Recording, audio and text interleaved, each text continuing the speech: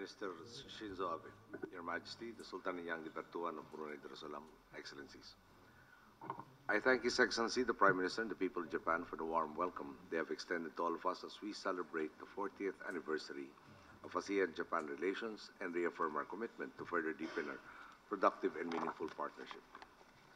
Excellencies, the solidarity that your respective nations have shown for my people in the wake of Typhoon Haiyan reflects your people's sincere and genuine regard for the welfare of my countrymen. The support of the international community, particularly of Japan and our brothers in ASEAN, tells us that the Philippines is not alone in confronting the many different concerns of our time, one of which is the need to effectively manage and prepare for natural calamities. But as we all know, our respective nations cannot be caught in a vicious cycle of preparation, devastation, and reconstruction. Haiyan is a reminder to all of us that just as we are determined to safeguard the interest and welfare of our peoples by improving our capacities to prepare for and respond to natural calamities, we must also commit ourselves to dismantling the conditions that enhance the effects of these disasters. As I have said in the past, global climate change is a reality, and its consequences do not discriminate against economic powerhouses or developing states.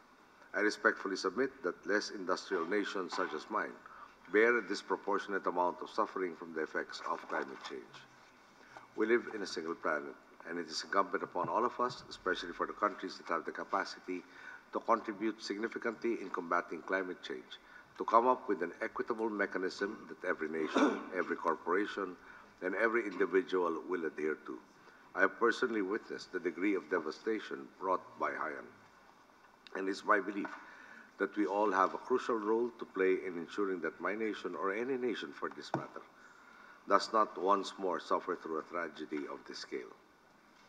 The Philippines therefore looks forward to the Third World Conference on Disaster Risk Reduction in 2015 here in Japan, as it will provide us another opportunity to develop concrete steps towards not only building more resilient communities, but also in addressing climate change and natural disasters. A specific and immediate lesson that we also learned from Haiyan is that connectivity is of paramount importance, not merely in facilitating trade and investment and the people-to-people exchanges on which our countries thrive.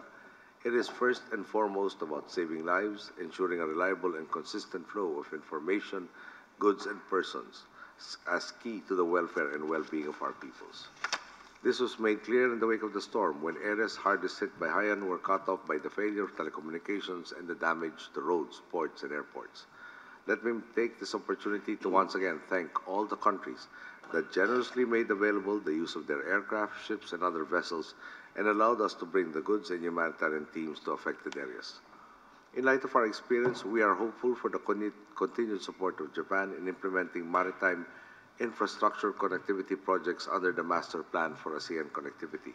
In this regard, the ASEAN-Japan Workshop for PPP Infrastructure Development, which was recently held in Jakarta, is a step in the right direction. Just as we are determined to build disaster-resilient communities, we too are committed to fostering inclusiveness and openness in society.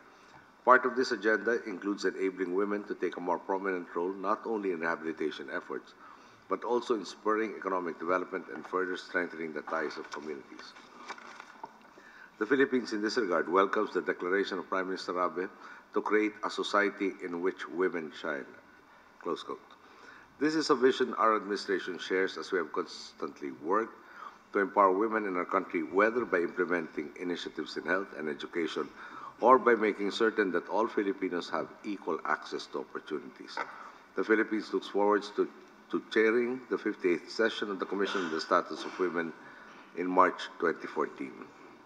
The Commission will address a theme we believe is central to our collective effort, which is challenges and achievements in the implementation of Millennium Development Goals for women and girls.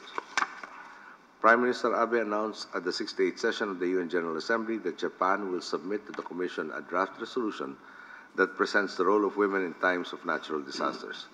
And the Philippines looks forward to the forthcoming deliberations on the matter. On this note, we encourage all of you to continue finding ways to foster gender equality and women's empowerment in the long term, which is fundamental to creating a truly inclusive global community. Excellencies, the objective of all of our efforts is clear: by building more resilient, more inclusive communities, by laying out more strategic infrastructure that brings us closer to one another, and by advancing equality, we are all working towards a single vision, a more prosperous, more stable, more people-centered regional community.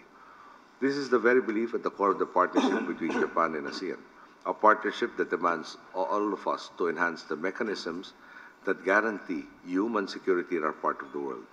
After all, it is only in an environment free from unease and despair that our people can truly realize their dreams for themselves, for their nations, and for our region. The United Nations in 2005 set out that it is the right of all our peoples to live with freedom and with dignity, and we must all work even harder to realize this universal aspiration.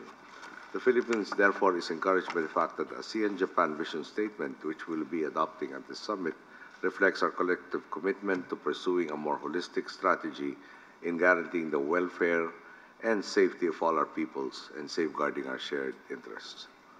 It is also in the interest of securing a more stable future for our people in our region that the Philippines is pursuing a two-track complementary approach to disputes in the sea known by many names. This approach is both peaceful and rules-based. To manage tensions, we are advocating the conclusion of the legally binding Code of Conduct as soon as possible. To resolve disputes, we are pursuing arbitration. The Philippines views arbitration as an internationally recognized forum for the peaceful settlement of disputes. In addition to clarifying entitlements and the corresponding obligations, arbitration promotes the rule of law and redounds to the benefit of all parties. The Philippines' call for the peace and stability in our region is amplified by recent developments in the East China Sea on the establishment of an air defense identification zone, which raises concerns over international civil aviation, safety, and security. We all should view with greater concern recent pronouncements of Chinese officials that China will establish other ADIZs in due course after completing relevant preparations.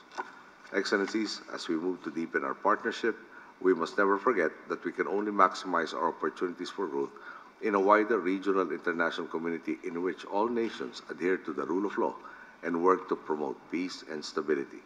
It is therefore incumbent upon all of us to remain committed to the principles of international law and to continue to engage each other in a positive and productive manner as we tread the straight path to mutual prosperity and advancement in the Asia-Pacific.